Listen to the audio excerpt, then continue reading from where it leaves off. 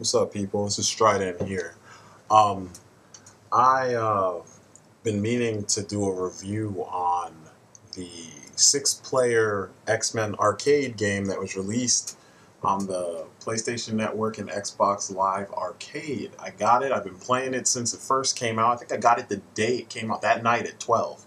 And beaten it a million times, reliving old, nostalgia and whatnot. And I've been noticing that, like, people have been dogging this game. Now, I realize that most of the people who play video games today that make up the hardcore gaming public are like 5 years old or something. You know what I mean? They all just started playing games since 2000 or something like that. But video games have been around for a fairly long time. I'm 31, and I grew up on games like X-Men and Streets of Rage and Final Fight and Cadillacs and Dinosaurs and Cowboys of Moo Mesa and those Ninja Turtle arcade games that were all made by Konami, except for Streets of Rage and Final Fight. But the majority of them were made by Konami. Um, Back in the day, that was the way that you played. That was multiplayer fun. You and a couple other friends. Usually, the average game was like 4 players. So this X-Men game was something special because it was 6. But in general, you and your friends would, get your strategies together so that you could beat the damn game on 1 quarter. That was the skill and the challenge of playing through the game. But these days, I hear all this really strange shit, and I'm just like, wow, seriously? So what I'm going to try to do here is I'm going to give you some background on the game and, where the inspiration came from, etc., as if you guys already don't know. And then I'm going to tell you a little bit more about the time and my opinion on, the way this game was put together. Okay, first off, the X-Men arcade game was based off of an animated film or short. It was like a pilot, pretty much, for a cartoon called Pride of the X-Men. Pride as in Kitty Pryde, because it was about Kitty Pryde being inducted into the X-Men. A lot of people say it sucked and it was goofy and it's all this BS, but it's like this thing came out in '89. And if you look at all the other cartoons that were out, they had exactly the same kind of goofy, catchy theme song type stuff. And, there were a lot of things that were different about this version of the X-Men versus the version that we got later on. I think up until, I want to say by this point, Wolverine had never really been properly, like, fully animated. And it was still a mystery where he was from. We knew he worked for the Canadian government, but no one knew where he was from. So in this series, he had an Australian accent. It's not too far-fetched if you think about what the history of the character was. Read some comics, people. They've been around for longer than the 10 years that the majority of the people reviewing this stuff have been on this earth. I heard one guy point out that it just was so stupid and blah, blah, blah. But, I mean, if you read comics, Wolverine's been around since, like, Jesus. So it's not too far-fetched that the guy could have been from Australia and joined the X-Men. But anyway, the TV show had superb animation.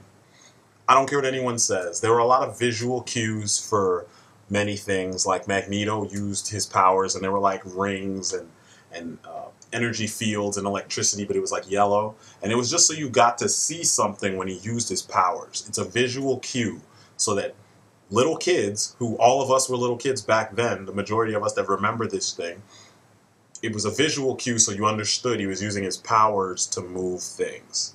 Very simple technique. They do it these days, and it's even worse. Matter of fact, when you look at the drawing in this anime or TV series compared to the drawing in that horrible Avengers cartoon that just started, ooh-wee, I really miss the old days. It was done by the same team that did G.I. Joe's, and it was released in the Marvel Action Universe segment. I saw it the first time around in '89. Later on, it came out again as a pilot, and it was that was in 1992. Anyway, at the time, Konami's shtick was to make video games based on popular cartoons. At the time that this came out, it was fairly popular. A lot of us knew about it.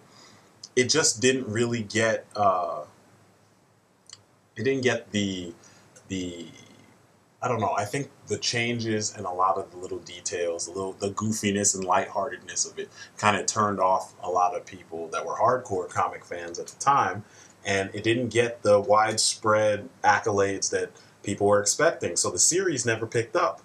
Anyway, Konami saw that this was popular. It was X-Men when it first came out, and they made this game. And the game is like taking direct situations and cues from the game or from the anime, which it wasn't bad, you know. It was all right. A lot of people complain and diss the story and they diss all this stuff, but it's not as bad as people say. Toei Animation did it. They did Dungeons and Dragons. They did G.I. Joe. They did Transformers. It was good. It was lighthearted though, because it wasn't supposed to be the hardcore craziness that we grew up watching or reading, I'm sorry, in comics. So, I don't know. Now, the game itself. The game stands out because, like I said earlier, most arcade-style beat-em-ups were 4 players. That was the average number of players. X-Men had 6, but there was a 4-player version that was released also.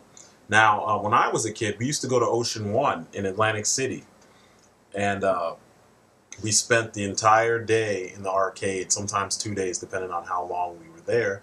And me, my brother, my sister, and my best friend, and whoever else felt like jumping on, because that's 4 of us, and we still got 2 slots. We would play the 6-player version. I only saw the 4-player version later on in life at like truck stops and things like that.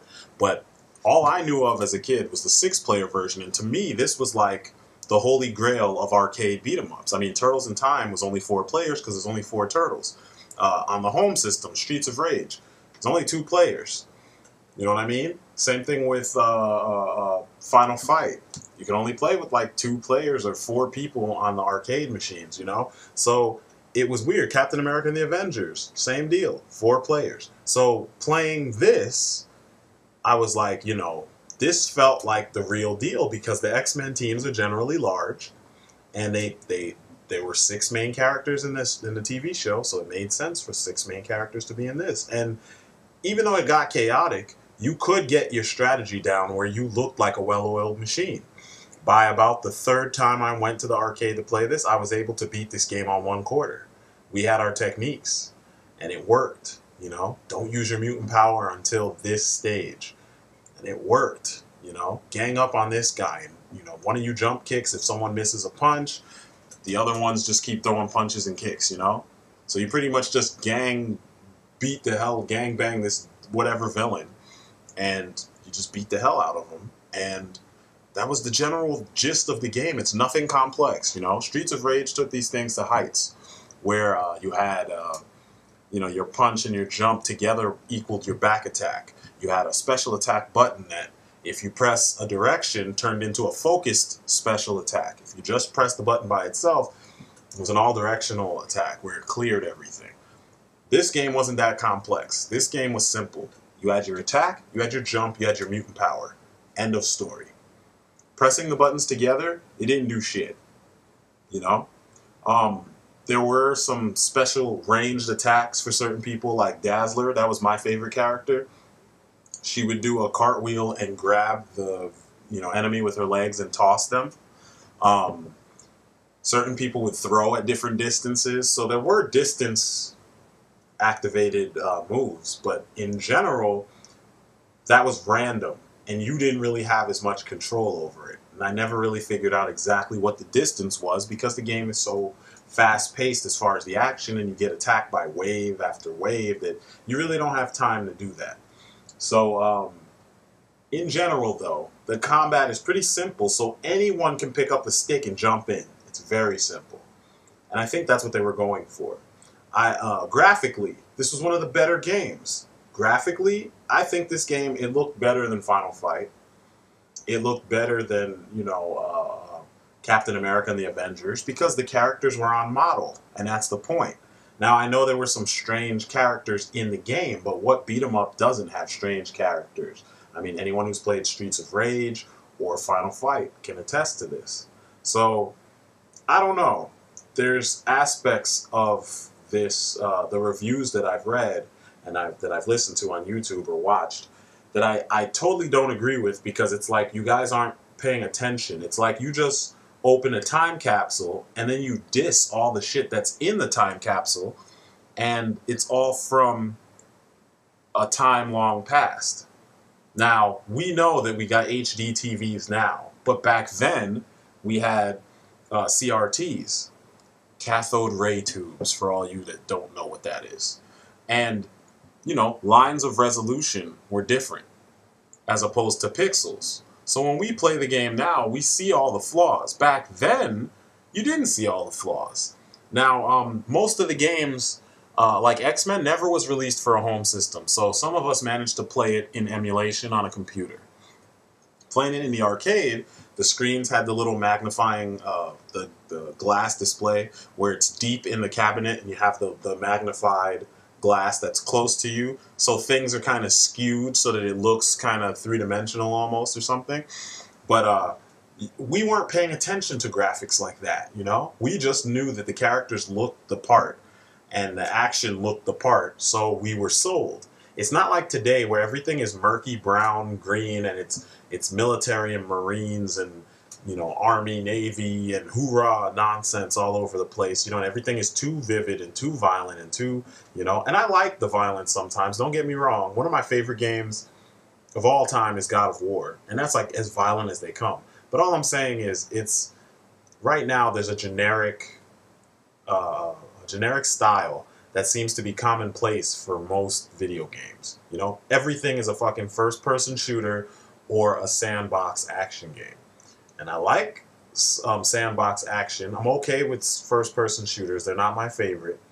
But, I mean, where's the variety? When I was a kid, which was when this game came out, we had beat-em-ups, we had platformers, we had racing games, we had third-person action games, we had first-person action games, we had mascot platformers, because all platformers didn't have mascots in them. Because we had games like Flashback and Alone in the Dark. If you don't know about those games, you need to find them. But and then we had tons of fighting games, and every fighting game had its own personality. So I don't understand what why it is that it's so hard for people to just take this at face value for what it is. You know, it is a good game from a time long past. It doesn't compare to the games of today because it's so simple, you know, and people seem to want, they don't always get it, but people seem to want so much more out of their games. You know, every review always compares a game to a game that does not exist. They always want all these things to mesh properly, and no game is an example of this, at least not completely. So, in my opinion, Pride of the or X-Men, I'm sorry, the arcade X-Men game based on Pride of the X-Men it's a classic. It's a well done game. Now there are flaws. The biggest flaw I'll say is that you get attacked by so many things that you sometimes can't even see what's going on the screen. And when you play with 6 players, it's like chaos, total chaos. Now when playing on the online randomly, it feels like just complete chaos because you can't really communicate with your fellow players. And even when you can communicate with them, they don't listen. I guess that's the point I wanted to get past. People don't communicate well. So you're not playing as a team. Everybody's trying to get the highest score. So there's no teamwork. Back in the day when we played, we were playing to try to beat the game on 1 quarter. So score didn't matter. The idea was to keep each other alive so that no one uses a quarter. Right now, because you have infinite lives. People don't care about that kind of shit. They care specifically about having the highest score so they can be on the leaderboard and blah, blah, blah. My brother and my friends and I, when we play, we just relive the old days. So if you want to relive the old days, or you want to experience what it was like in the old days, this is a quality game to pick up. It's not perfect by any means, but it is fun. If you don't know about Pride of the X-Men, maybe you need to check it out and see what it's about and see, you know, how goofy things were back in 1989. And I don't know, see some okay, you know, much better animation in a lot of the stuff that's on today. And, you know, just get your fix in that way. I mean, by no means am I saying that this is like Oscar award winning shit. I mean, what cartoon, besides maybe Batman the Animated Series or Justice League Unlimited, what cartoon it comes close to that? You know, or Avatar. But still, it's just a fun time. Think of this as grindhouse video games. Cheese out the wazoo, but it's so much fun, you can't really complain. And I mean, think about all the crap Magneto says. It's priceless, you know? And for $10, I mean, shit, you really gonna complain? Anyway, that's all I gotta say. I'm Strident. Hope you enjoyed the review. If you like it, subscribe. If you don't like it, just don't listen to me anymore. And, you know, go find cooler stuff. And I will be talking to you later. All right, peace, guys.